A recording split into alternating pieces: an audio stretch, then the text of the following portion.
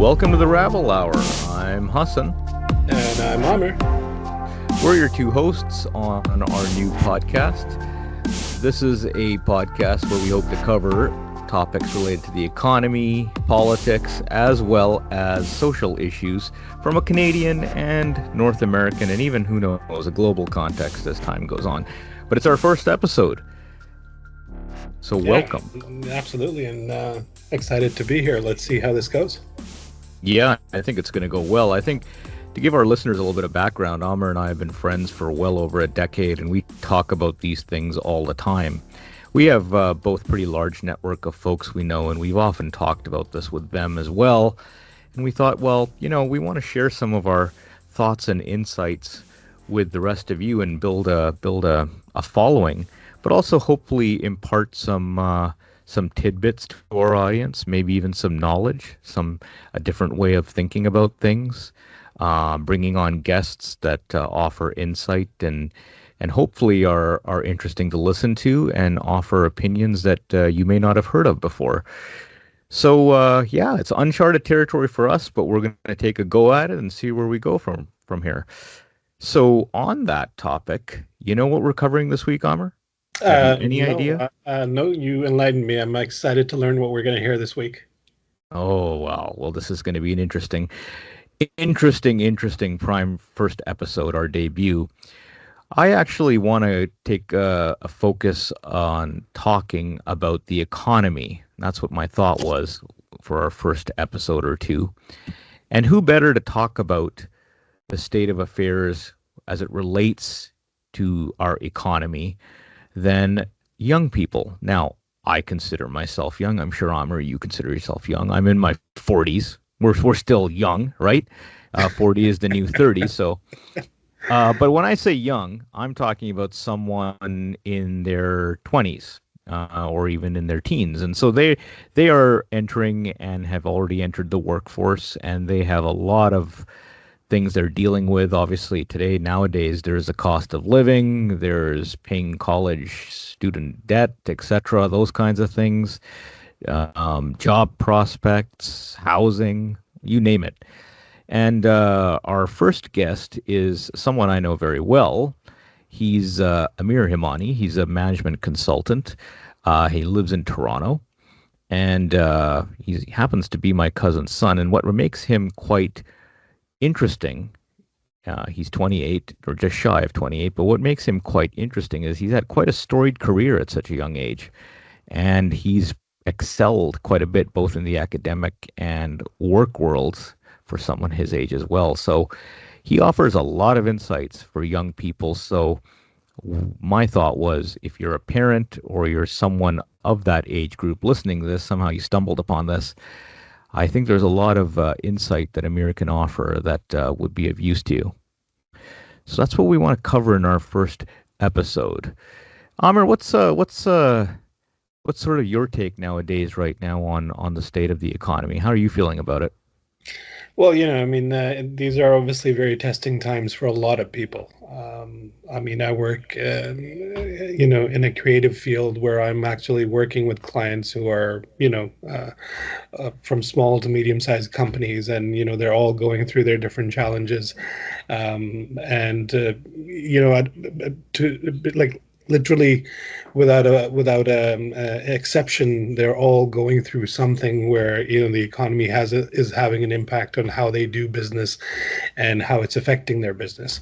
So the fact that you've chosen somebody who's obviously very well knowledgeable about this area of this particular topic that we're going to cover in this first. As the first guest on our first podcast, I think is just sort of the perfect choice. And I'm really, really looking forward to listening to somebody who obviously, like you said, he's had a storied career through his, school days, university days, and now, coming into the workforce. So I'm really excited to listen to somebody who's obviously, quite a few years younger than us, and is going to be very informative, and I think really going to sort of obviously teach us a lot about things that maybe we're not aware of ourselves as we're sort of, kind of dabbling these topics. Yeah, and I think he will offer a lot of insights. And I can tell you my interview with him, which I had yesterday afternoon, was very insightful. And I guess with that, let's segue into it. Sound good? Absolutely. Let's go for it. Alrighty. And with that, here's my interview with Amir. We have an interesting session today. It's our first podcast episode. And so, as we said before in our introduction to the channel, we wanted to cover topics that are of interest related to the economy, politics, and just social issues from a Canadian perspective, but globally as well. And obviously, one of the big things affecting Canadians nowadays is the cost of living, society as a general, the job market, making ends meet. If you have kids and younger folks in our society, education and getting out there in the real world and getting a job. The job market is increasingly competitive. Just recently, we've heard in the news that actually the number of jobs and vacancies in Canada is contracting a bit. So, for our first episode, I wanted to have a special guest. He's actually my cousin's son, and he's Amir Hemani. He's a management consultant who's based in Toronto. He's a millennial for all intents and purposes, just shy of 30, and he's had quite a storied career, I would say. He's been a real go-getter and has done quite well for himself given his age. He did a Bachelor of International Economics from BC and graduated in 2018 on the Dean's List, and then went on to Oxford University in the UK and did his MBA there, just recently completing it in 2023. He's worked for companies such as KPMG as a consultant, and most recently, he's now a management consultant for a multinational consulting company based out of Toronto. So, Amir, welcome to the Rabble Hour. Thanks for having me.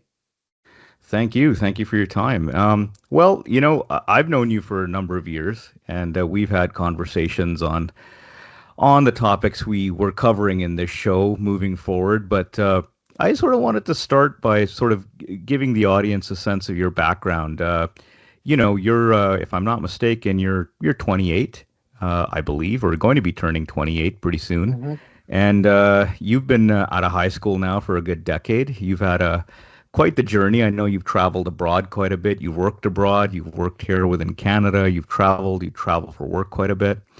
I guess I wanted to sort of go back in time a bit and just get a sense from you when you were in high school. Did you sort of have a sense of where you wanted to go in your career and how you sort of ended up becoming a consultant? Can you maybe give us, our audience, a little bit of background on that? Yeah, absolutely. I kind of went to high school at a time where you could really take classes in anything, you could do anything, you had a lot of runway to pick and choose. And I think that was furthered by being brought up by parents who allowed me to try different things and not play towards a certain structure or norm within our family. There was no pressure to join the family business or be a doctor or a dentist or a lawyer. And so without that structure, I kind of went into high school and I said, okay, I'm going to try a bunch of things. I'm going to see what I'm good at. As the saying goes, seeing what you're good at and finding where you have some passion. That nexus will really be, your purpose and your calling. So I kind of went through high school. I focused primarily in the sciences. I did a lot of classes in chemistry and physics and math. I probably started taking a greater interest in non-science topics, social science topics. I should specify history, social studies, English, probably later in my high school years, grade 11 and 12. I really got interested and became passionate about writing specifically about issues that are happening in the world and the country. I took a really keen interest in social studies and law, and I went into university wanting to not fully commit myself to the pursuit of law or to the pursuit of another niche field. I really wanted to continue building sort of a generalist skill set while also not doing away with my quantitative background that I had gotten sort of in my earlier high school days. So there was a program at UBC. It's still around. It's quite a popular one now. I was part of the second cohort of this program in international economics as an undergrad. And really, that degree was focusing on helping young students fresh out of high school who have a keen interest in both the world, but also how we can explain that through numbers and models and data. And that really appealed to me because it allowed me to sort of check multiple boxes. It allowed me to probably pursue more careers than I even knew at the time. And so that struck me. I applied, I got in and really never looked back. I really enjoyed undergrad. I spent a lot of time reflecting on A, what I wanted to study, and B, what I was going to do with my life and my career. And along the way, I had several co-ops and several internships. And I was noticing particularly a few things. One, people weren't really leveraging their time outside of school to do things that would help set them up for success following school, economically and professionally. Hmm. Two, I felt like a lot of people were going to school for the sake of going to school, which is not a bad thing, but it's also not intentional. It puts you in this place where you finish, you get a degree, and you're almost expecting some sort of outcome or path in life, but there was no intentionality brought into that process. I actually noticed that starting in high school. It seemed like everybody was just streamed and prepared to go into post-secondary programs, arts programs, generalist science programs, and many kids were simply A, not interested, and B, didn't have probably the horsepower to do well. And instead of streaming these students into programs that they liked and cared about, I was fortunate to have, mentorship and guidance and involved parents that helped me shape those decisions. But many kids sort of just went through ticking boxes that they thought they were supposed to tick and being sort of nudged along by this educational system. And we can get more into that, but that's sort of a bit about my background and some of my early observations about sort of school and university. Yeah, and that's interesting because I know when I talk to some high school students that I know through family members and through friends, oftentimes in high school they come out of high school saying, they want to get into college or university. That's their goal. They really don't think about what they want to study necessarily. Some do, some have an idea for sure, but a lot don't. And so, even myself, decades ago when I went to university, well, oftentimes as it went, you spend the first year and a half trying to figure out what you want to do, figure yourself out, they say, right? Yeah, That's a common absolutely. refrain, right? It probably still is. I'm guessing, and from what I hear. But it sounds like you had a pretty solid sort of. You were experimenting a lot in high school. You were sort of dabbling in everything, and sort of trying to hone your sort of focus on what interested you starting in high school. And so by the time you got to university, you sort of gravitated towards business and economics. And you also then sort of, as you say, joined this cohort, which helped students coming into university as well. So it sounds to me like you had a pretty clear or clearer understanding than most people do of what you wanted to go into or what interested you by the first or second year of university. Yeah, absolutely. So I would sort of frame it this way. I mean, the way I think about it is like in general, people are living longer lives. We live in the West where we have food security, we have energy, we have general safety and predictability. And with that, and a combination of people living longer, maybe less linear lives, post-secondary education has sort of become a venue for young people to essentially just try new things and fail and explore, and that's totally fine. But when we think about that in the context of the role of post-secondary education, maybe when our parents were there, that life circumstance and timing was very different. To be, very specific, many people were having families and children in their 20s, and they were only finishing undergrad maybe, a few years before that. So this idea of Mhm. a true acceleration of your life in your 20s is something that just doesn't happen now. That's, something we can reflect on and discuss when we look at post-secondary education and education in general. From my specific standpoint, I I was sort of always driven by this fact that, and this is something I reflect on always, but that there was always some destination to be, and that there was always some place where I could try something and I could finish something and quickly reorient to figure out what the next thing I wanted to do. And basically, in short, is I was kind of impatient and I was also ambitious. So I was sort of a kid where I knew I wanted to have economic success and economic freedom. I knew I wanted to continue making an impact where I would be in a career that would involve using data, working on hard problems, working on impactful problems. And I kind of knew I wanted to be in that realm. And I just tried as many things as possible and tried to work as hard as I could at them to unpack and figure on the horizon that would fill that goal. And Mhm. I never really operated the view of kind of what other people were doing. I mean, I have a very close set of friends that I've had for the last, you know, going on 2 decades now, almost 3 decades, the same friends I've had since childhood. And the amount that we differ in our temperament, pursuits, passion, interests, despite being friends, has only widened over the years. But I never really felt like I had to be and do what other people did, and Mhm.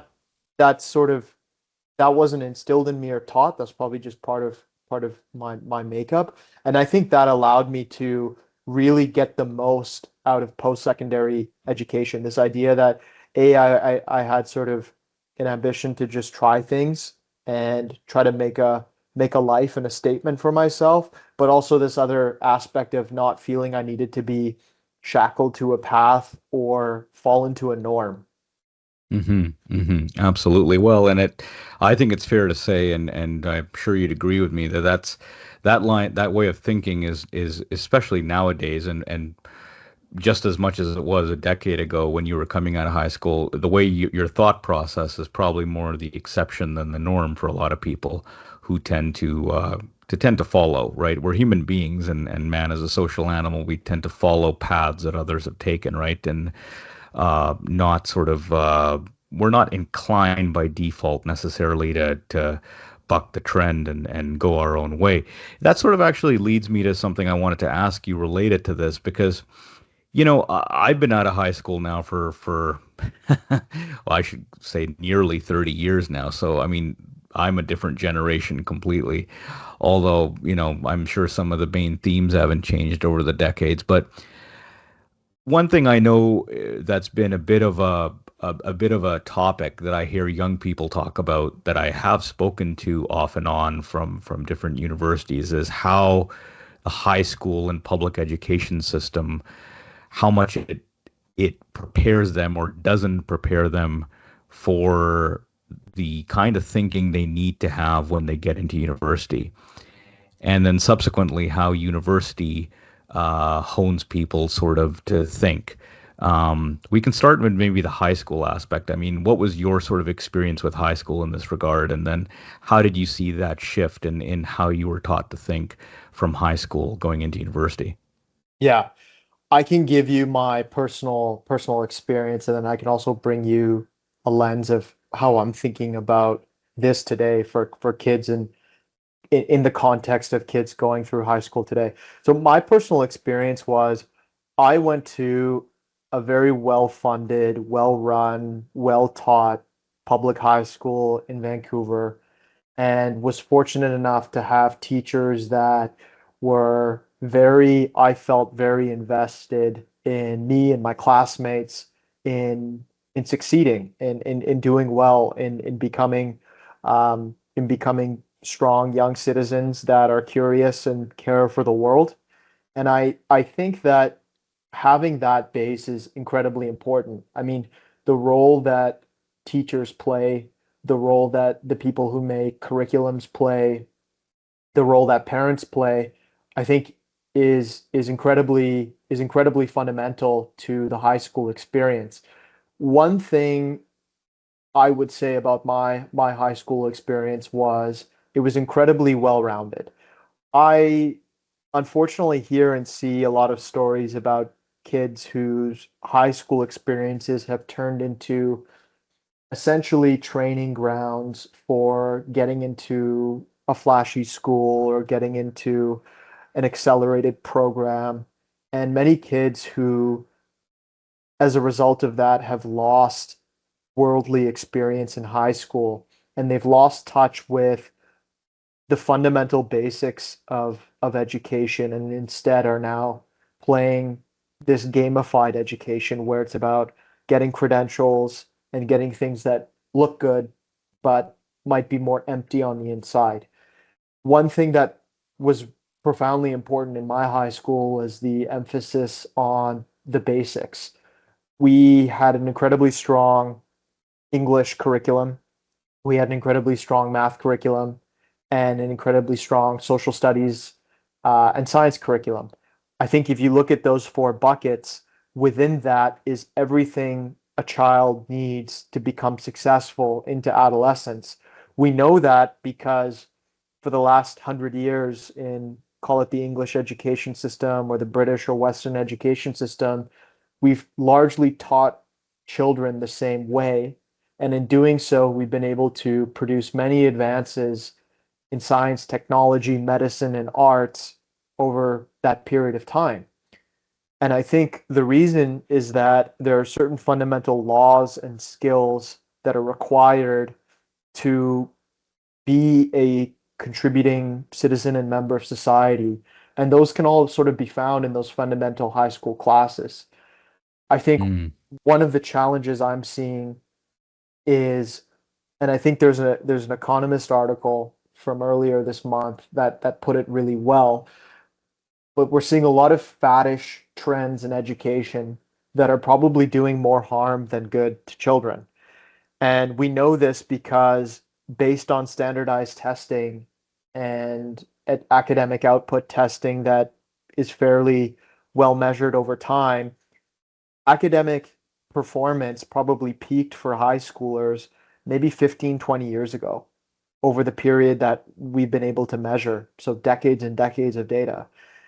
Part of that is obviously there's many social changes going on with young kids. There was a pandemic that was highly disruptive. But another piece is just around the fact that we've probably lost discipline and rigor around the basics in high school and instead probably replaced it with topics that are not as value add and replaced it with a culture around high school and curriculum that has become very anti-testing and it's become quite anti-merit. We see this with removal of gifted programs, removal of standardized testing, removal of various bars that need to be passed for students to get into programs and to do things following high school. I think that erosion of the basics is a bigger problem in my view than high schools not equipping kids with the latest technology or AI or coding. Students will get all of that, but you cannot be a thinker or a leader if you don't know how to write and you don't have basic fundamental math and you don't have a basic understanding of history that's well understood, especially in the country or region of the world that you live. Those are sort of Right. grounding principles that I think we've detached from. Well, and they called the basics, as you called them, the three R's, I think it was called, right? Reading, writing, arithmetic. And those are still covered as topics. One of the things that I've my sort of, I guess, pet peeve or gripe has been is, I guess, in our society, and in my day it was through social studies, learning about government, politics, our society in general, and how our societies function. and I know this is a controversy and this can be a contentious issue sometimes in the US, is the basic teaching of, well, I'll give you an example. I had a business education course when I was in grade 10 in high school back in the day. And business education is something that you would think is a very broad term, but in that class, I remember quite vividly, they taught things like how to balance a checkbook, how to write a check, what a check was, banking, very basic banking, budgeting, those kinds of things. And those are all essential skills, absolutely. Um, it didn't get into, and I can appreciate the fact it didn't get into teaching how the economy, the macro economy works. Obviously, that might be a little too daunting for high school. We get into that if you take economics in university. But one thing I always felt that was missing which was just as important as the three R's, reading, writing, arithmetic, was civics and basic civics. And civics is really teaching us about our government, our role as a citizen, our responsibilities as citizens. And I often make the argument to people that that's just as important, if not, well, it's just as important as the basics in order to be a future, productive, whatever your role in the workforce is, whether you're a leader or a member of a team, or whether you're an entrepreneur or work for a large company, being a well-informed, productive citizen, and training kids on the basics of civics or basic citizenship within high school was something I felt that was missing, and I still think it is missing. I don't know what your thoughts are on that, but whether you felt that was a gap as the years went by and later on you went to university. It is most certainly a gap, and I'll say this: the last time I heard a high schooler or someone who's recently out of high school even use the term civics class or citizen engagement or government or society is slim to none. And Right. I think one of the challenges is when you start tinkering with curriculum at the post-secondary level or even at the primary level, where we have so much data on what actually works in society and what actually works for educational outcomes, is you start forgetting the role that a given class or curriculum plays, and you don't know the effect of it until you take it away. It's almost like medicine where the first rule is do no harm. And so Hmm. don't pursue an intervention unless you know that it's, safe and effective, and it's the right thing to do. That sort of has happened with civics and government. One of the challenges following any student leaving high school is you quickly realize there's a bill of goods that you need to receive and deliver upon as a citizen, whether it's paying taxes, voting, participating in civil discourse, understanding the role of law, understanding the role of your local, municipal, federal governments, etc. That whole piece involves general awareness from a young age. One Hmm. of the functions of families is around the dinner table to talk about those type of issues with their kids, but there's also a very formal education role to play, especially because there's an exceeding number of people in Canada whose parents cannot point to times in the past where they've had to engage with those civic institutions because they're not from Canada. They might be from somewhere else, and they might tend towards their traditions and their norms and engagements back home. And so, what role does education play, secondary education specifically, play in that? Well, it's increasingly important because we have a society where our traditions and our norms and the way we engage is purely a function of what we decide to pass on to kids. If we don't tell children the importance of voting or the importance of your provincial government or your federal government, your role as a citizen, what avenues you have, what topics you should consider worth being informed on a regular basis, we don't actually have a mechanism by which to keep those institutions strong. and we will likely tend towards greater increasing distrust of those institutions because we haven't instilled in people at a young age why they're important.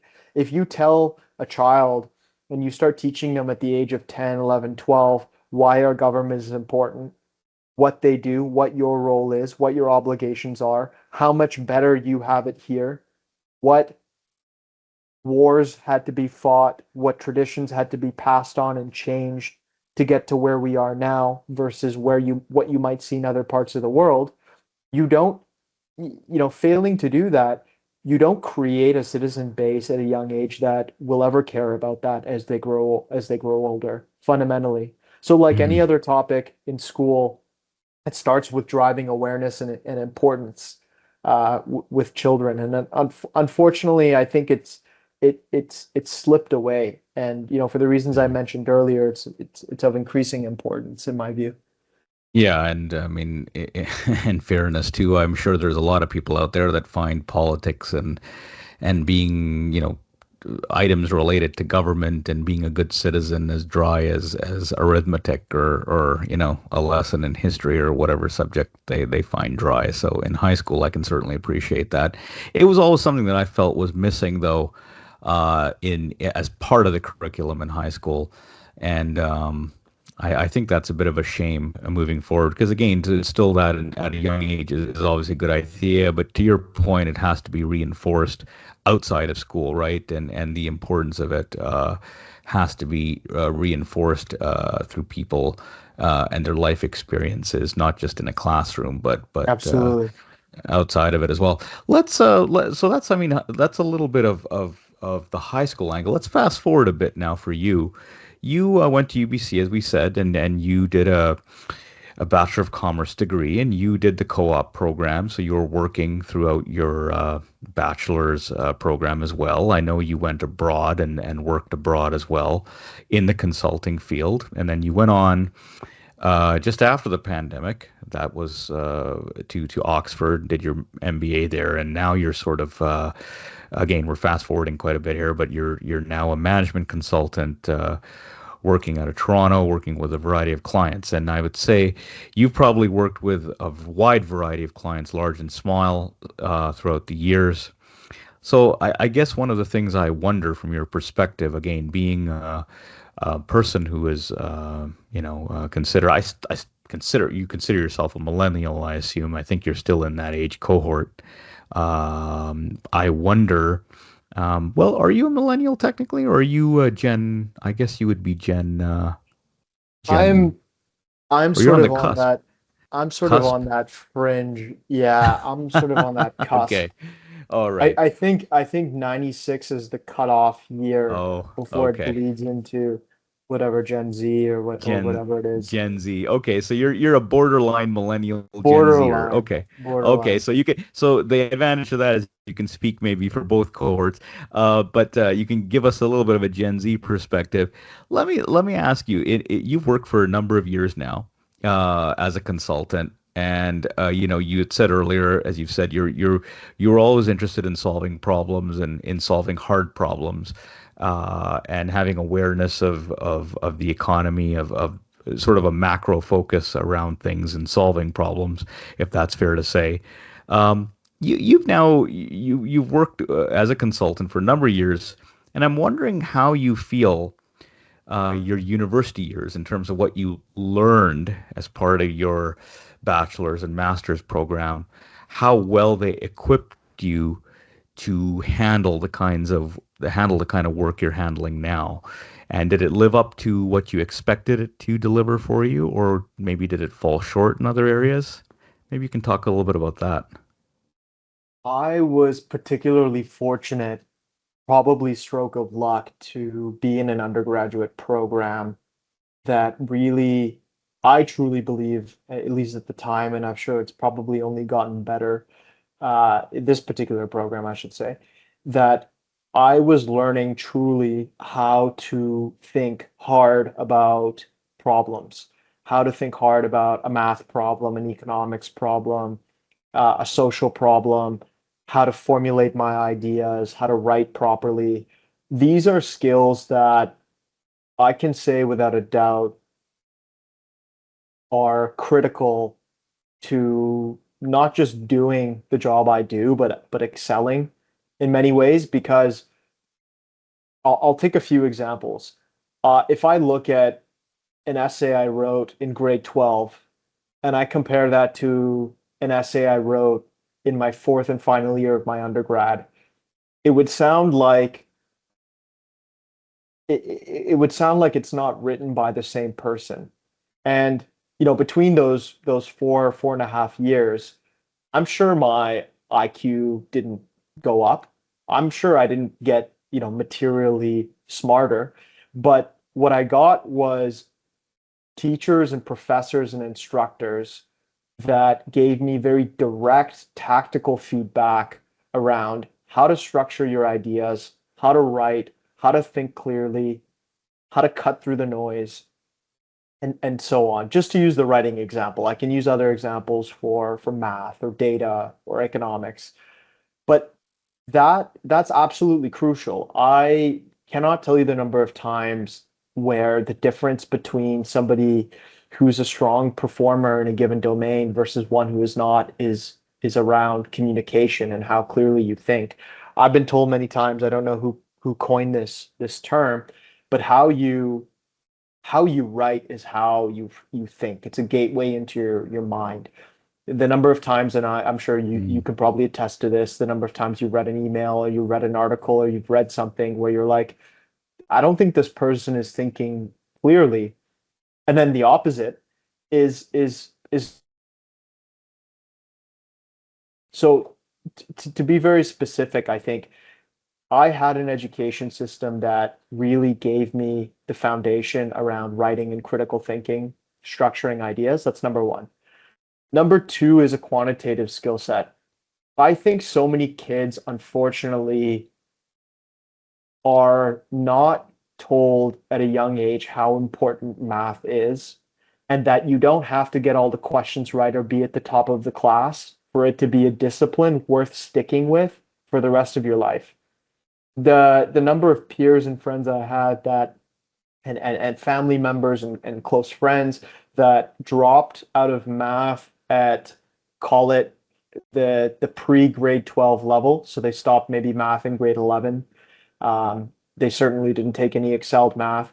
Was was quite high, and the effect that that had on their careers was actually quite measurable, from the sense of the types of jobs that they would be able to apply into, from the types of opportunities they could take on. I'm not saying it limited their upward trajectory at all, but it probably did limit the number of pathways they could take to achieve whatever ambition or station they wanted to.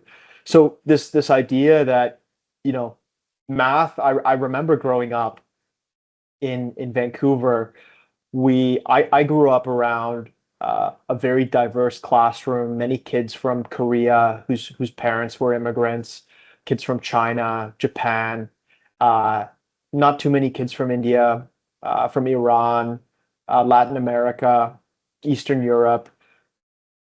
I remember in math, all of these kids would perform better at an adjusted level coming into North America. They were just trained better where they came from. And unfortunately, we don't train people well for math and for quantitatively rigorous Mhm. disciplines. Unfortunately, it's become a very elective topic, and people select out. Now, obviously, there's a competency component. People aren't going to stick with things that they're naturally not good at. But unfortunately, like we have not emphasized well the importance of sticking with math, even if you're not the best in your class, because of the number of things you can do, increasingly in a digital world as well. And so, like, if there was Yeah. any type of advice I would give, it's learn how to write really well, learn how to stick with math, and specifically a few domains within math. Statistics is one, getting really good at understanding how to separate correlation from causation using data. And I'm not just talking about learning a coding language or or learning Python or Excel at an advanced level. tools, but I'm really talking about like what is the theory behind and what is the fundamental logic, decades old logic behind why correlation cannot always explain causation. Yeah, And yeah. and those type of fundamental skills, they've stuck with me and I use them on a daily basis, certainly if not a daily basis, a weekly basis on virtually everything I've done in my career. And among those, if you notice the theme of what I'm saying is this focus around fundamentals, I would say like economics and business logic is probably of tertiary importance when I compare it to math and to English. And I'm in a domain where primarily day to day I'm helping businesses drive profit initiatives, sell more product, cut costs, organize, become more efficient, become more productive, all the things we Mhm. associate with capitalism. And I can firsthand say that the skills that helped me most in those jobs were not the business logic modules, which anyone can learn online, they can learn in school, and they can learn by doing. Uh, it is actually it is actually more so those fundamental skills around writing and arithmetic that are fundamentally important in my view. Well, and I think what I'm sort of getting by what you're saying, I find this very fascinating because I think, in a sense, if I were to drill it down into a more rudimentary statement, and maybe you can correct me if I'm wrong, I sort of am hearing when you say this, it's kind of training yourself how to think in a way, right? In a holistic sort of way, um, and how to piece information together, like you say, correlation and causation, those kinds of linkages. And that sort of supplements, the three R's: reading, writing, arithmetic, to sort of think outside the, I mean, it's an old cliche, think outside the box. It's a term that's been abused, used so many years now, but and it can be annoying to some people, but it is like essentially, in a sense, thinking outside the box, isn't it? It's thinking outside the box and realizing that like you can only really do a lot of that bleeding edge work and that high degree of creativity work if you are armed with like this basic set of tools. Right. I I do think creativity is something you can cultivate and you can build over time. But I Mm, don't think you can get there without having a set of tools or structure to put things around. right.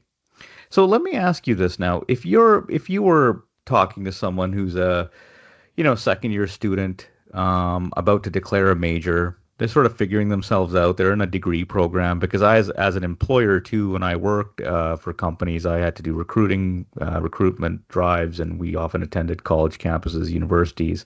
Oftentimes, I did come across quite a number of students who'd come up with a degree program that they were in, but they weren't sure where it was going to lead them, and they would come and ask me and say if there are jobs that were appropriate in the company I was representing for them to come work for. And, they weren't clear in their own mind what they could do in the degree program they're in. Now, that's obviously part of that is, doing your own homework and figuring out what career prospects you have in a specific program. But let's say I'm a second year student. I'm sort of about to declare a major. I'm not or in between first and second year. I'm sort of not clear what I want to do. I'm dabbling in all sorts of electives. I might have a general sense I either want to go into business or maybe, let's say, the sciences, computer science. I'm hearing a lot about AI right now. I'm hearing a lot about data. I want to be part of maybe some, new industry that's emerging yet. Uh, what sort of questions do you think I should be asking myself if you were such a student, knowing what you know now? What sort of questions do you think I should be asking myself or others to help me sort of draw a closer alignment between what I want to do and what I feel I'm like, what I want to do based on what I'm interested in, what I'm good at, and align that with what's marketable in terms of the job market in the future, which is something I want to talk to you about shortly as well.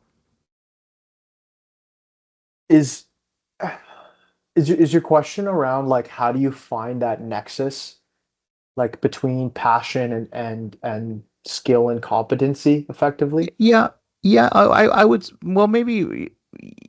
without maybe complicating it, I'd sort of say, what sort of questions should I be asking myself if I'm such a student? Yeah, yeah, Or what, absolutely. who should I be going and talking to if I'm not sure where I'm going in that respect? What would you suggest to such a person? The first question I would say is, this is going to sound a little bit probably this is going to sound maybe a little too high level or dramatic, I would even say, but it's like the first thing I would do is sit down and ask myself, let's say I was maybe a wayward second year student, kind of, not feeling like I'd not really figured it out. I would say this: what is the cost of me doing absolutely nothing today with my life and not picking a goal and putting some structure around an ambition? What would my life look like if I stopped really caring about it in 4, 5, 6, 10 years? And I think when you ask that question, people kind of get serious and they say, okay, maybe I should put some structure around it. And I don't ask that question facetiously. I think it's really important because going back to what I mentioned earlier, like people use university as a time to figure things out. But Mm. unfortunately, it's a system that's been around for so long that it is not built to do the things that people are demanding of it when it is said and done and people graduate 4 years later. It was when people came in with the intention, maybe back in the 70s, 80s, and 90s, where you had a high bar to get in, B, a thriving economy. You had this path where you could go in and you could just pick up anything and do it, and you grow up really fast and you mature professionally. We don't really have that today. So tactically, here are a few things I would number one suggest. First thing is like not like to do. And immediately those become the things you truly avoid. And by not like to do, you have to be honest with yourself. It's like, do I not like this because it's hard, or do I not like this because I don't feel alive when I do it? I don't feel like a calling or a draw towards it. Those would be the things where I'd say, like, okay, let's spend less time here in that, let's call it bucket C. Bucket B are things like, here's stuff I want to give a try, but I haven't really put thought or time or invested time around it. And then bucket A is kind of like, I'm good at these things. I maybe I'm interested in them. Maybe there's a pathway for me here. I would tell people, spend spend a week, spend 3, 4 days, and commit to picking just one thing in that bucket A. Pick one thing that you're going to say, okay, I'm going to try my best at doing this thing, and I'm going to try to figure out where within this domain I find joy or success or meaning, and start peeling back the onion of that thing. For me, Mhm. it was, how can I explain concepts in the business world with a combination of data, human emotion, behavior, and general economic history? I'm very interested in those things. What drives people? What drives businesses to do what they do? What drives people to engage in markets, buy goods, buy services? How do we become better as a society through the free market? Those things really interested me, and that's kind of where I went and continued to pull back the layers. But I would tell people, to recap, first figure out, okay, if I don't get serious about finding meaning in my life, where could I possibly wind up in 4 or 5 years? Kind of that gut check, reality check of saying, okay, let me get serious about things. Then I would sort things into, first of all, things I would never do. Yeah. Then I would sort of say, okay, between the stuff where I'm kind of seeing some traction today, let me pick one thing, put everything else on the back burner right now, and just see where I can go. And I think there's a very true saying. It goes back forever. It's a cliche, but it's a cliche because it's so true. It's like there's 1,000 roads that lead to Rome. So if you can define, like, in your life what gives you meaning and what you want, out of your life, you can choose one thing, try it out, pivot, but still make progress and take two steps forward and one step back rather than being a bit aimless. There's nothing Yeah. wrong with exploring and trying new things and failing in undergrad and second year university, etc. But you have to go in with the intent of saying, I'm here for a purpose. Maybe that purpose is to figure out what my life is all about. That's fine, but there should be some structure that drives that. It shouldn't be, hey, I'm going to go around here and I'm going to, rely on what my guidance counselor or academic advisors say. So that's one piece. The second thing is who to go to. Having a couple of resources of people who are older than you, who have who clearly have passion of what they do and meaning in their lives, in their work, both professionally and personally. Find two or three of those people. They could be your professors, they could be somebody who comes and speaks to your class, they could be a senior person at an internship or a job, and create this mental model of saying, okay, if I was the CEO of my own life, who would be on my board of directors? Populate, two, three, four people as you go along and stay in touch with those people, ask them questions. You know, older people love to give back to students, to people who are making, an earnest effort to sort their way through life.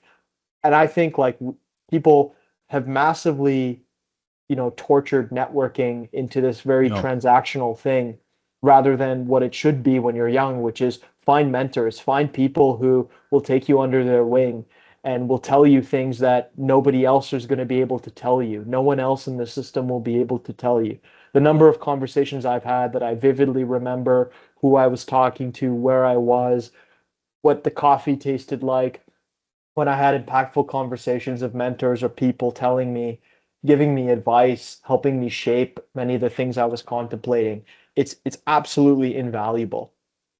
Yeah, absolutely. And I think I'd augment what you're saying by also saying that the value of finding a mentor who's out there in an industry or a business that's of interest to you is certainly invaluable.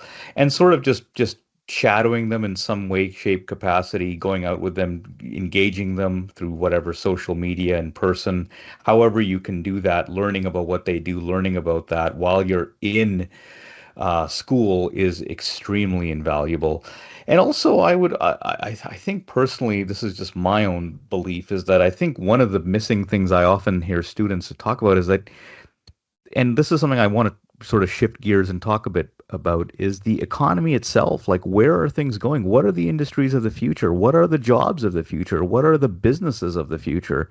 We keep hearing about things like, a few years ago it was blockchain and now AI, the rapid advancement of quantum computing, wherever that's going. I mean, this is obviously in the technology industries, but wherever it is, I mean, we hear about social media influencers running their own businesses, branding, creating your own brand, which takes off and has a life of its own. These are non-traditional roles that are really people have turned into careers and turned into a living for themselves. So whoever it is that you sort of want to reach out to and study, if you want to call it, for lack of a better word, study under them or learn from them or watch what they do, emulate them. By all means, I think it's worth the time and the effort to do that, and experiment obviously in different industries, different areas that interest you.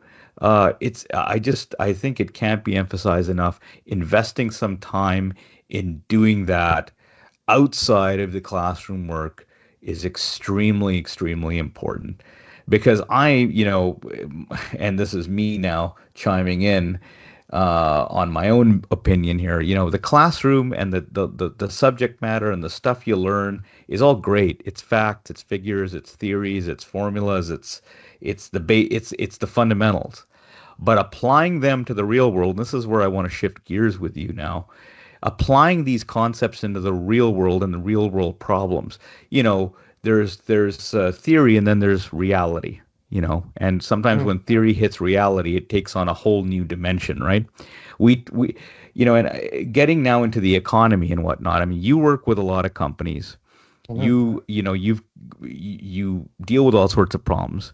You're well versed on the economic front and what's going on. I mean, I don't our listeners, you and I, everyone knows about since COVID, everything has sort of just gone since the great financial crisis in 2008 set a new bar.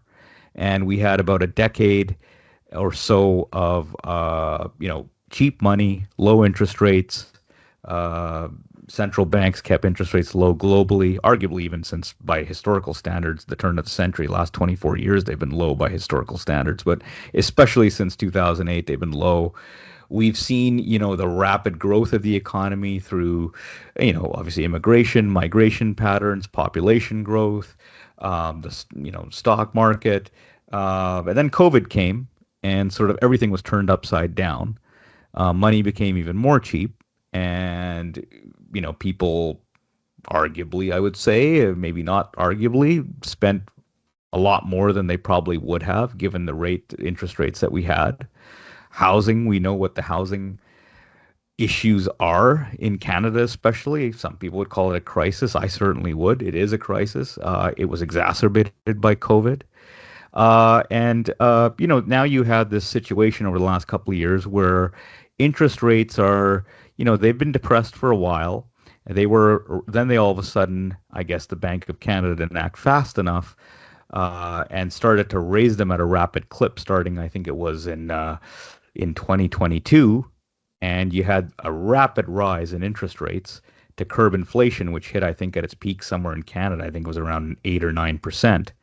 Mhm. And they've kept those rates fairly high now for the last 2 years or so. And now, a lot of people are hitting a breaking point because the biggest asset in Canada that people have their wealth invested in is their home. And, we have a raft of mortgage renewals coming up in this year and next year. And people are going to have, trouble renewing at their interest rates that are currently posted. So there's pressure now on the central banks to lower rates. But, one of the things that goes part and parcel with this is there is a school of thought that says, well, it's okay. Inflation is high by historical standards. Yes, it's not going to remain high. We've had periods when I was very, very young. I can't remember it. I was a kid, but you had inflation in the teens and close to 20%, and mind you, interest rates were high as well. And by historical standards, inflation's bad. It's not been that bad, and this is the first time millennials and Gen Z have experienced high interest rates by historical standards in their lifetime. So this is new to them. But the argument's made that wages are going up too, right? The wage growth has happened to subside to that. Now, these are all the facts that we know. I wanted to get your take on the reality of the situation, though, that you're seeing. How are businesses sort of adjusting to this environment? And is this reality that's on Main Street that you and I both know of? How is this being thought of at the corporate level?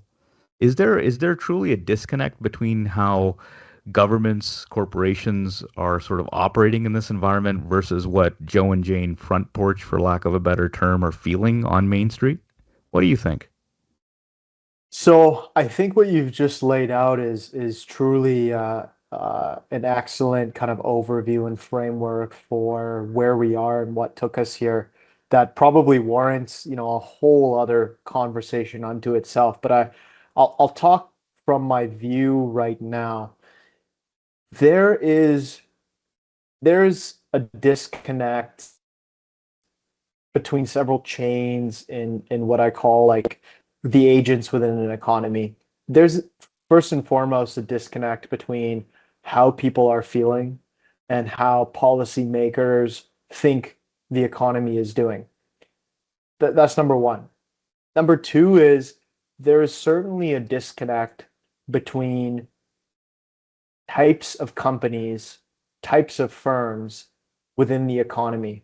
If you just, the proof point for this that I like to go back to is if you just adjusted the NASDAQ for equal weighted, for equal as an equal weighted index rather than a valuated index, which it is, and you basically neutralize the performance of the big tech the Magnificent Seven big tech companies, you effectively have a sideways, slightly up stock market. Certainly not a positive risk-adjusted market.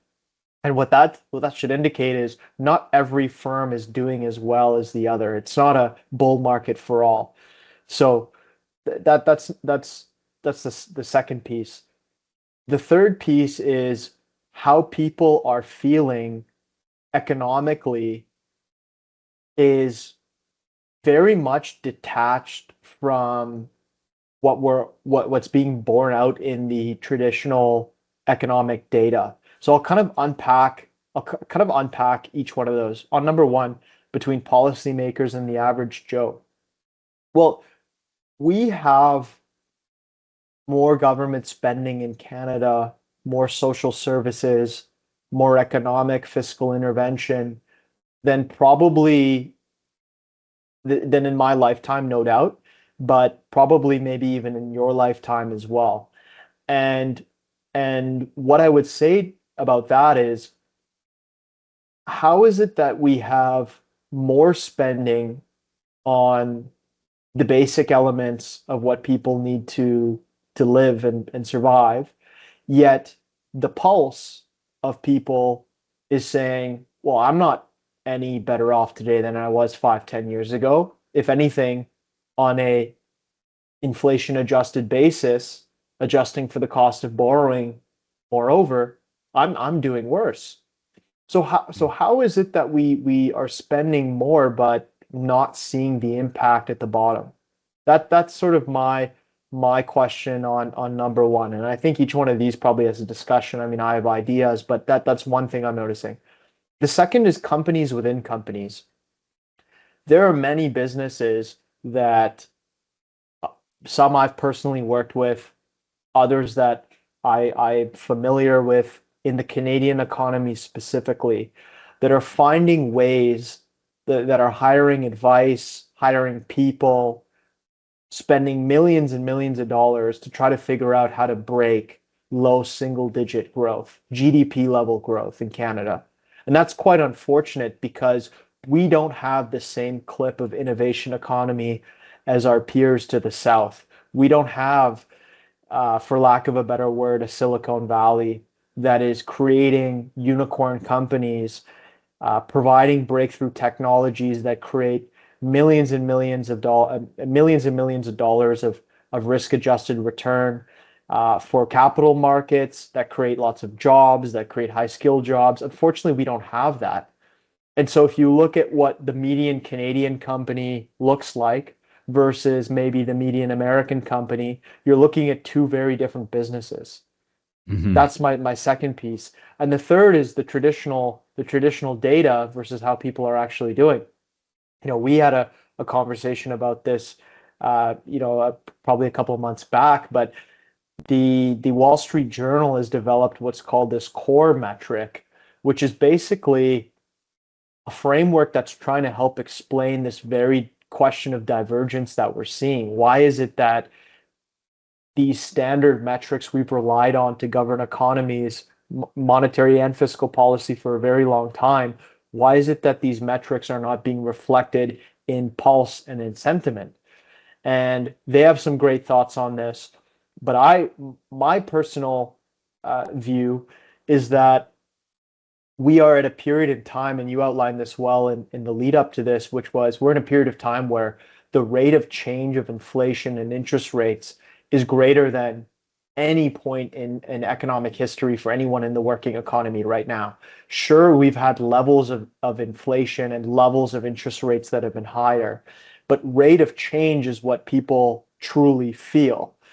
You could be born into a society that has high teen interest rates, but if that's what you grow up in, and then that's what your parents grew up in, and your balance sheet, your outlook on life, your understanding is based and grounded in that, you will operate and you will find ways to thrive in that environment. What we've seen is free money go to incredibly expensive money. And the way that we're measuring the effect of inflation and the way that we're measuring employment are both really not fit for purpose for what we're doing. I'll go into each one of those just very quickly and specifically. On inflation, inflation does not take into account how people actually feel relative to their wage growth. Number one, when we talk about inflation, we talk about inflation as a rate. So when we say, well, inflation actually fell this period year over year from, let's call it 4% to 3.9%, all we're doing is celebrating the fact that inflation and the slope is not rising as fast. You know, Mm-hmm. human beings, when they go to the grocery store, when mom or dad goes and they fill up a cart to feed their kids, they see levels. They don't, you know, they view, okay, this is what my cash outlay is today. This is what I've got to put down today to get the same bill of goods that I got 2 years ago, 3 years ago for my family. So we quote rates of change, but remember that those all compound. So yes, we're seeing disinflation to an extent, but those absolute price levels are incredibly high versus where they were just a few years ago. And finally, my third point on inflation is that inflation doesn't take into account the cost of borrowing. And so when you layer in the fact that your basic everyday goods and services have become more expensive in real terms because your wages haven't risen, but nominal prices have, then you layer on the fact that, well, you have a mortgage that is now your total cost of ownership has gone up double, triple per month. I've heard stories of people who had mortgages in the $2,000 a month. You know, that was their total outlay. And now their total cost of servicing, you know, interest, amortization, the whole deal is now 5, 6 for some people. That's not inflected in inflation. So when you poll people, you poll them on that collective sentiment. And unfortunately, we take these data points that really mask what's happening under the surface. Just the same way that if you looked at the stock market going up into 2021 when it was reaching its peak before it spent a lot of time correcting, under the surface, you had 80, 90% of stocks that had done not a lot over the preceding 1 year, 1.5 years. You had a market that was being buoyed up by a small handful of companies. You know, it's this idea that we use these heuristics, but they don't really tell us what we want to see, and that's especially true at periods that are destabilizing and very different to the baseline norm. So that's kind of what I would say, but I think there's a massive conversation to be had around all these points. Yeah, no, and it's a topic in and of itself. I think one thing to add to what you're saying, though, here that ties back to what we were talking about young people and sort of their journey in school and entering the workforce, though, and it sort of ties into this for me at least, and it's again, it's a topic in and of itself. We'll cover it on a future show, but it's basically this concept of on a macro scale. We also know that Canada has a specific problem with what they call officially employee or basically worker productivity. What does that mean, worker productivity? Well, that's a loaded term. Uh, Maybe I'll start by asking, we know that the vast majority of jobs in Canada uh, have been created in the public sector, especially over the last decade. We also know, as I recollect, that I believe close to 70% of all jobs in Canada that are not in the public sector are actually started by what you would call small businesses under 200 employees. Uh, what does this bode for? I mean, the cynic in me says that, a lot of kids now graduating and going into the work world, is there really an incentive for them to go into jobs of the future, into these things we were talking about earlier, like, AI and the various technologies that are emerging in the future, all these areas versus just settling on a job in the public sector, or working for a small company whose future may be uncertain depending on economic conditions within the country. I mean, our economy obviously compared to the States is tiny. We're a heavily resource-based economy, resources which we haven't fully exploited for a lot of different reasons. But just what is if you're a young person, it's almost like you're gravitated and almost you feel like unless you really do what somebody like yourself has done and really thought about the jobs of the future, you're almost sort of pigeonholed in a sense. I don't know if that's fair to say into a public sector job, right? With a certain level of educational qualifications, and then you sort of expect to settle in that job, perhaps the way your parents did, and work there for in that job for decades, which is probably not the reality that we're going to expect moving forward. But what are your thoughts on that? This is a great question. I think, and this is why I care a lot about these issues, because young people are going to less than dreaming. Young people are going to look at the suite of options that they have in front of them and curate based on that. And unfortunately, if all we're giving young students is an opportunity to go through a boilerplate education program in post-secondary, saddle themselves with debt and obligations surrounding that, and then enter a job in the public sector that was created to generate, quote unquote productivity, is is not an inspiring story if we want to be an economy that is going to allow young people to innovate, to pursue new ideas, products, solve major challenges, start businesses of their own, uh, be impactful on the global stage, contribute on the global stage. We if we don't think critically about how we've set ourselves up, young people will have no choice, unfortunately, to your initial question, but to default to a path that is set up for them. We and I've said this before, but we have whole degree programs at universities whose entire mandate is to essentially get the student a job with the government. Um, but we cannot all definitionally work for the government. Who pays the bills? How do we produce things? How do we consume things? How do we have choice? Um, and so there's a really fundamental question that I think we're grappling with in Canada. Young people are grappling with this.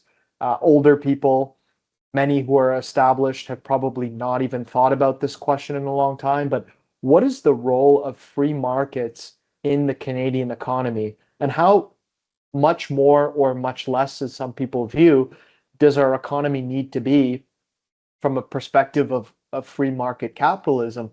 I would argue that unfortunately, Canada has been a lot harder of a place to do business.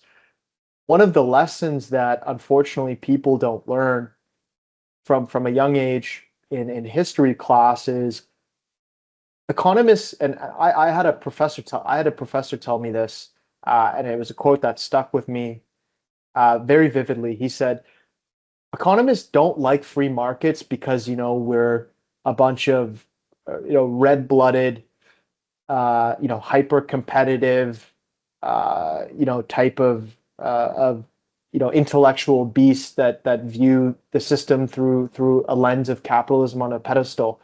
We like free markets because they're the best system we know of over time that produces goods and services for people at an increasing quality of life sustained over time. And unfortunately, as you go through a long period of prosperity and peace, you forget about the fact that, well, how did we get here? What systems did we have to avoid and pitfalls did we have to avoid to not wind up like other places in the world? We don't do a lot of that reflection. And unfortunately, we have, in general, an attitude towards complacency around our economy, our jobs, opportunities we're creating for young people, the fact that the future will be just as good as today. And I think people are slowly starting to realize, like, maybe that's actually not true. Maybe my parents might actually have a better standard of life, quality of life, um, than I did, and that's quite concerning. So before I'd even sort of approach this question from like what would I do if I was young, I would say I think everybody in society needs to ask themselves, how are we setting ourselves up for the next 20, 40, 50, 60 years? What does the Mm, guts and the fabric of the economy need to look like so that my child can have the opportunity to do whatever he or she wants? Unfortunately, we have not thought about that. Our priorities have been debased from what I think the priority should be. And yeah, and as a result, we've created a huge challenge for young people, and that's the reality. I can make fun of Gen Zs as much as I want that they're addicted to their cell phones and social media, and they don't think beyond their next meal, and they're hedonistic, they don't care about their parents, et cetera, et cetera, et cetera. But what have we done for them? What are we setting themselves up for? mm. We you know we that's really, in my view, the question that we really need to wrestle with, in my view. Yeah, no, and I'd agree with that. And I'd say the thing is that there's a, I mean, we won't get into the politics angle of this, but it's sort of this sort of conundrum, I would say, is a reflection also of our politics, where, politics and policy proposals are often, retail politics, they call it, right? There's a term, retail boutique tax cuts, retail politics, where a lot of our political class, I don't want to overgeneralize, but a lot of the political class sometimes crafts policies in many areas, particularly among with respect to the economy and sort of in Canada, as we've seen, to assist people with buying a home, which I don't think have worked, but that's just my opinion. But they come up with policies that are really look no further than the next election cycle. And Hmm. so, sometimes many politicians historically sometimes have said, if you got to make, sometimes you got to make tough decisions and face the consequences from the electorate rather than placate the electorate, I should say, with, retail politics and worrying about the next election cycle. Big ideas. The last major thing in Canada, I would say the last major huge institutional idea was the free trade agreement, the U.S. Canada U.S. free trade agreement, which was negotiated in the 80s, which later on became NAFTA. I mean, that fundamentally changed the way the Canadian economy operated.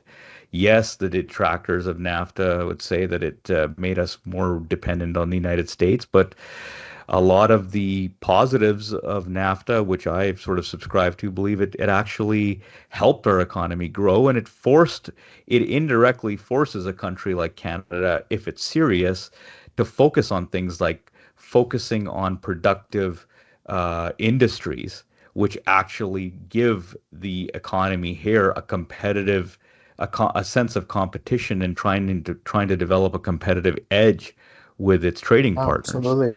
which we don't have. And I think we don't have that here, and it's a shame. It's a real missed opportunity. Again, it's a topic that we could have a whole other discussion with, and I hope to bring you back in the future to do that. But we have just a few minutes here. I guess as part of our wrap up and our parting thoughts, I sort of wanted to get your sense that, I get the impression from people I talk to, I am a small business myself, and I go out there, I meet with people, they talk about their families, they talk about their kids, they talk about their challenges, they talk about how there's this general sense of dread or consternation among young people on how they're going to go out and make it the way their parents made it, and their parents being maybe in their late 40s, early 50s, not that old. We're talking again about the younger millennials and the Gen Zs or Gen Zs out there that are really feeling it and saying, you know what, I'm just not optimistic about the future. And I know you've talked a little bit about this, about the kinds of things, and in this episode we've talked about the kinds of things they can do early on while they're still in college, university, and high school, sort of thinking about how to sort of develop a series of ways to think in their own mind to help answer their questions. What do I want to do with my life, and how do I want to make a living out of what I want to do? Uh, I would say, do you think there's any hope among the younger people like yourself and in that generation of focusing more on being entrepreneurs and going out there and experimenting and taking risks, or do you think we're relegated, at least for the foreseeable future, to, you know, templated programs where they're sort of being, pigeonholed or slotted into jobs, into pre-made jobs, and perhaps the public sector, which, job growth in Canada there doesn't seem to be abating anytime soon, along with spending in that area. Do you think there's any hope there for entrepreneurship and growth in the private sector, uh, as far as these younger millennials and Gen Zs go, or do you think that, and which also I should add, would really really solve and help worker productivity increase over a longer period of time? It often takes years, if not a decade, to sort of measure how successful it's been. But do you feel there's any hope there, or Uh, are Um, these folks relegated to be in malaise for some time to come? Absolutely. I mean, one of the reasons why I was really happy to be on this program and to talk about these things was, we only have to be a product of the circumstances that we continue to accept.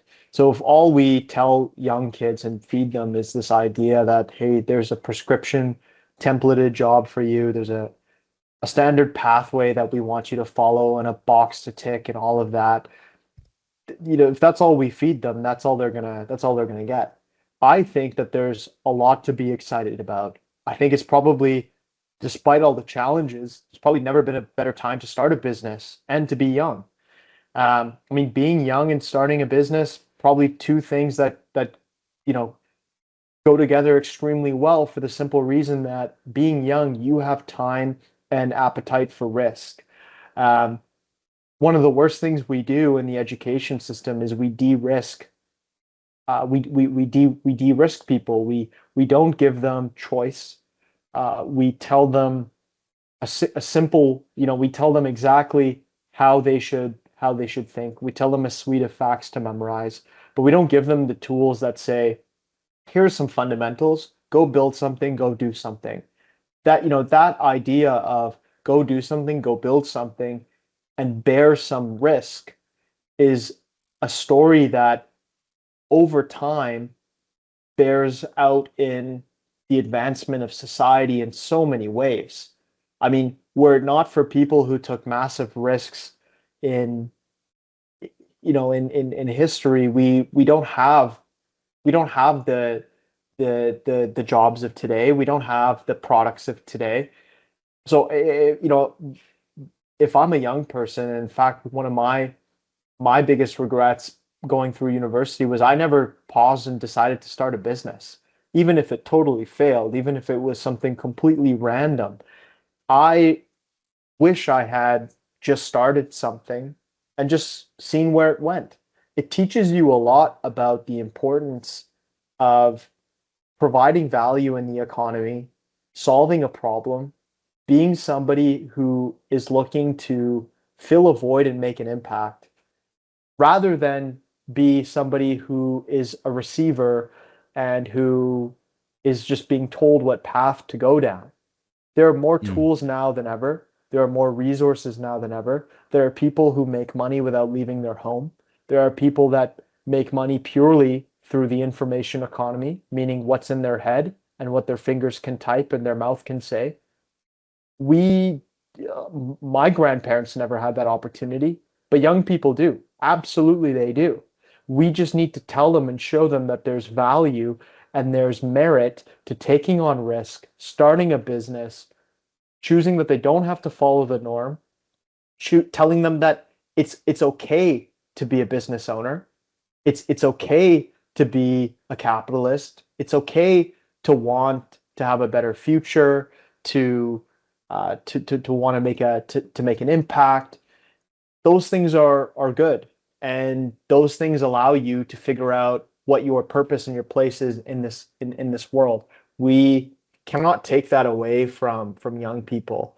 And as much as I might have a fairly traditional or typical career arc, something that, you know, might have been much more common and maybe like the 90s or the 2000s, you know, I tell young people all the time, like, you don't have to do what I did. Like, that's not the point. The point is take some risk and try something.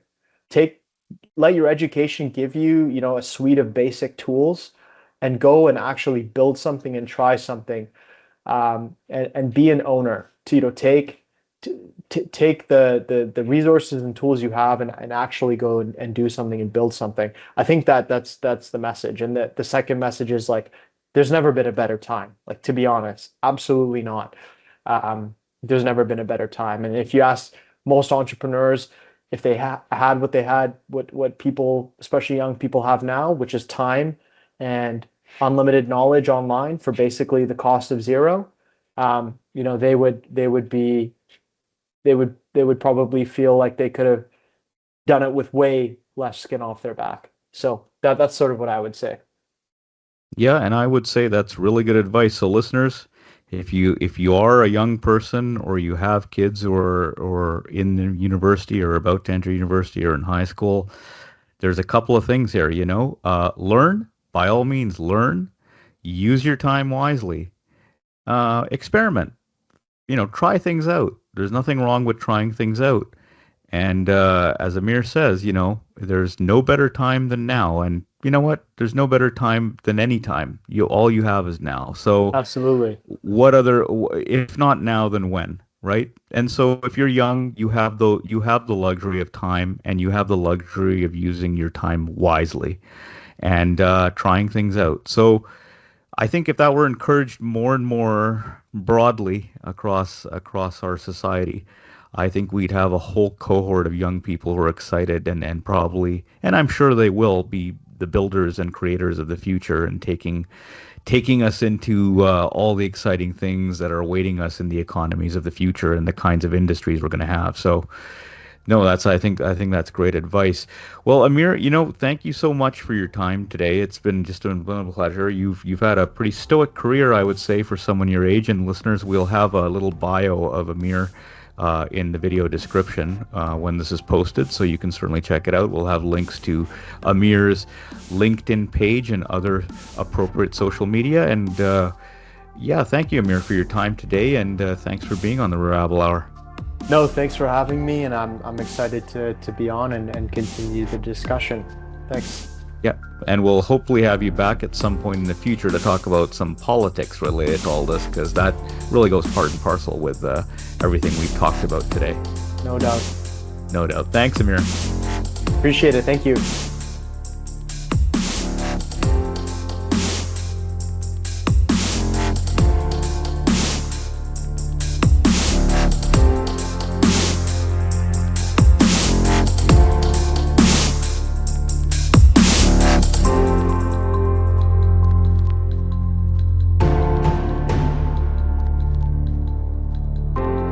Well, that was an insightful discussion with Amir. I think there was a lot there for our audience to certainly ponder. If you were a student or a young person, I'm sure you got a few tidbits there to think about at the very least. And if you're even the parent or family member of a young person who's either in high school, about to go into college, university, or already is in college, university, there are pieces there that you can certainly talk to them about, or even forward this episode to them to listen to, and I'm sure they'll get quite a bit out of that. What do you think, Amir? Yeah, no, I really enjoyed it, and I'm also looking forward to listening to it again very quickly, because I almost feel like there's a lot there that I sort of need to just listen to again. So I was thoroughly impressed and really enjoyed listening to that. Yeah, and you know, it's interesting. I think again, as someone who's just shy of 28, with the career he's had, he's worked abroad, you know, he's gotten a lot under his belt. He's traveled extensively. He's just got a lot of knowledge. He's well positioned for someone shy of 30, and he's well established. And so I think his wisdom really resonates and probably will resonate with a lot of younger people and their parents and their family members on what to expect, on what to think of, and what to sort of focus on, and what to expect as they go through, the educational system and enter the work world, especially given the day and age in which we live. So this is our introductory episode of the Rabble Hour, and before we wrap it up, I just wanted to let everybody know, we are a show that we're going to focus on all sorts of topics on a regular basis: politics, economics, social issues. I wanted to sort of talk about economics today as it relates to young people, because let's be honest, they're the future. And they're facing a lot of challenges nowadays, especially with school and cost of living, and the future being uncertain depending on where they are and their sort of background. It's a hyper competitive world we live in, hyper competitive economy. So there's a lot to think about there. And so I wanted to sort of start with an episode that focused on them and this dimension of what they face.